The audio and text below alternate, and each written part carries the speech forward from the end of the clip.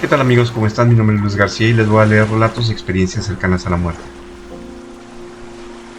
Esta experiencia cercana a la muerte es de las que son un poco más difíciles para mí de leer porque tienen contenido profundamente religioso. Cali, una mujer, nos cuenta su experiencia y nos dice así: 6 meses antes de mi experiencia cercana a la muerte tuve un sueño increíblemente peculiar, con elementos de simbología profundamente religiosa. El contenido del sueño me pareció extraño, especialmente teniendo en cuenta que en ese momento yo era una atea devota y crecí sin afiliación religiosa de ninguna creencia, ya que mi familia era generalmente agnóstica.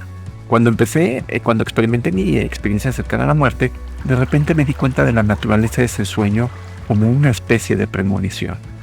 El sueño comenzó conmigo sentada a lo alto de la rama de un viejo roble, con vistas a las olas rompiendo en una playa tranquila. Detrás de mí se extendía un espeso bosque. La escena era pristina. Había una sensación arcaica e indescriptible en el sitio, casi como si el paraíso no hubiera sido tocado por la mano humana, tal como existía antes de toda la civilización. Miré mi cuerpo, conmocionada de que existiera un observador en tercera persona. Por lo general, experimenté los sueños en primera persona. Para mi sorpresa, ya no era un ser humano en absoluto, sino un pequeño pájaro rojo, parecido al de un cardenal. Me senté al lado de mi novio de entonces, que también estaba en forma de pájaro, mientras observábamos la subida de las mareas, señalando las olas invasoras. Y dice que debe ser marea alta. Había una ola en particular que subía más y más alto. Reconozco un interruptor en mí que se encendió. Se sintió casi robótico y me puse en acción. En ese momento mi conciencia casi se separó de mi cuerpo físico. Mientras me observaba desde la tercera persona, me reconocí hacia abajo. Ya no estaba conectada con los pensamientos de mi ser físico, sino que comencé a quedarme perpleja por mis propias acciones. Me vi a mí misma comenzar a tomar ramas del árbol en el que estaba sentada y al modelar lo que parecía ser una balsa salvavidas con el cordel de las ramas.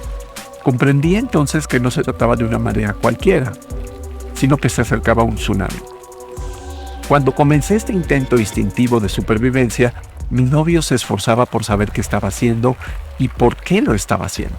Exclamó que necesitábamos correr, pero algo en mí lo había desconectado.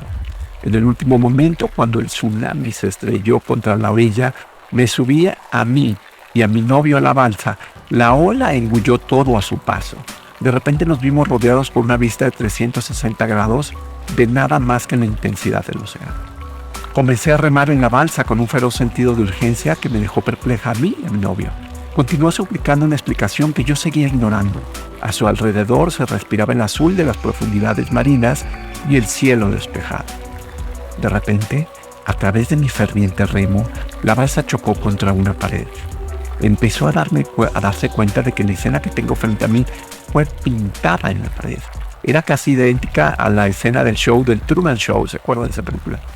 Miro hacia la pared y veo un sistema similar a una escalera, que me hace señas para que suba para ver qué hay más allá. Por alguna razón no puedo usar mis piernas para subir esta escalera que contenía 13 peldaños de metal. Cuando comencé mi ascenso, mi novio se quedó atrás.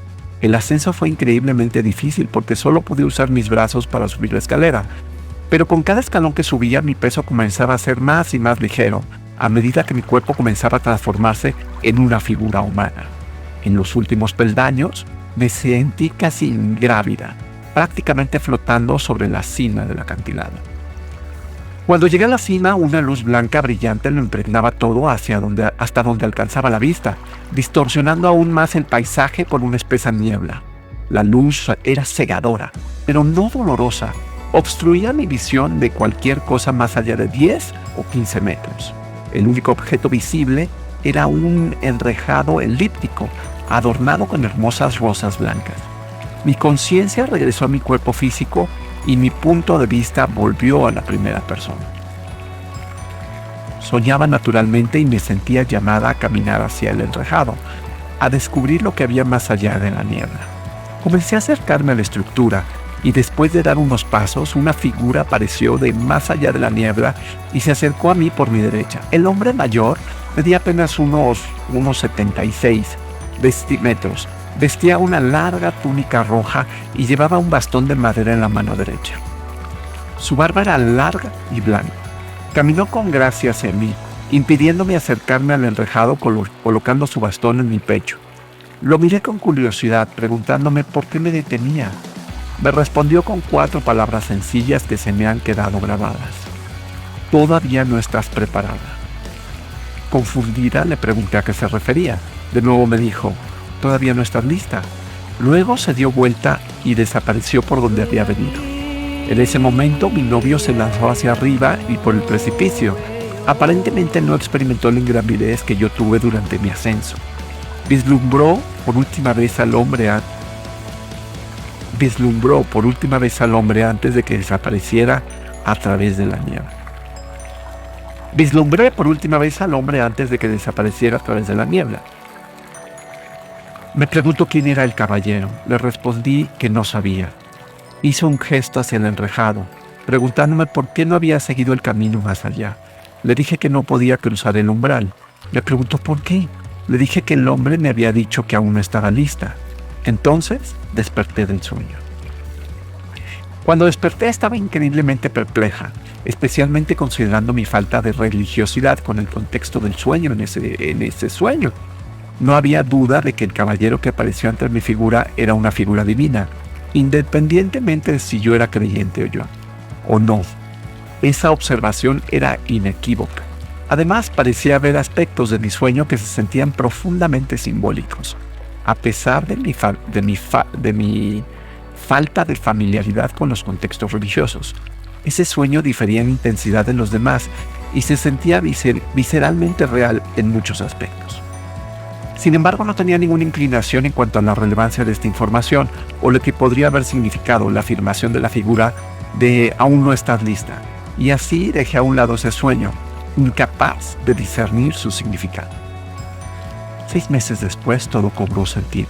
El sueño fue una premonición de mi experiencia cercana a la muerte. La experiencia cercana a la muerte fue provocada por un ataque al corazón. Sentí intensos dolores en el pecho y luego entumecimiento en las extremidades. Esa falta de sensibilidad comenzó a extenderse dentro de mi cuerpo. Comencé a sentirme ingrávida, ya que una conciencia comenzó a ascender hacia el techo. Miré mi cuerpo, sufriente, con lástima. Luego la habitación se llenó de un destello de luz dorada y brillante. Viajé a través de un túnel que reveló los secretos cósmicos de mi lugar en la Tierra. Tenía una intensa sensación de compasión, pero ese conocimiento era tal que no podía describirse en términos humanos. Había una sensación de calma y paz que me inundó con este conocimiento. De repente experimenté una revisión de la vida. Mi vida jugaba ante mis ojos, detallando cada supuesto evento insignificante que había tenido. Se proyectaba ante mí como una película en una pantalla. La experiencia se sintió como si hubiera sucedido en ambos casos, y sin embargo en una eternidad. Esta experiencia dicotómica impregnó todos los aspectos del evento. No solo experimenté la revisión de la vida tal como ocurre desde el pasado hasta el presente, sino que también desde el presente hasta el pasado.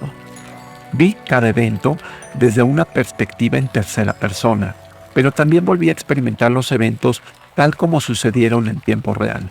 Sentí una ola de emociones en cada evento que había experimentado, como un ciclo interminable de alegría, dolor, amor, angustia, paz, ansiedad, etc.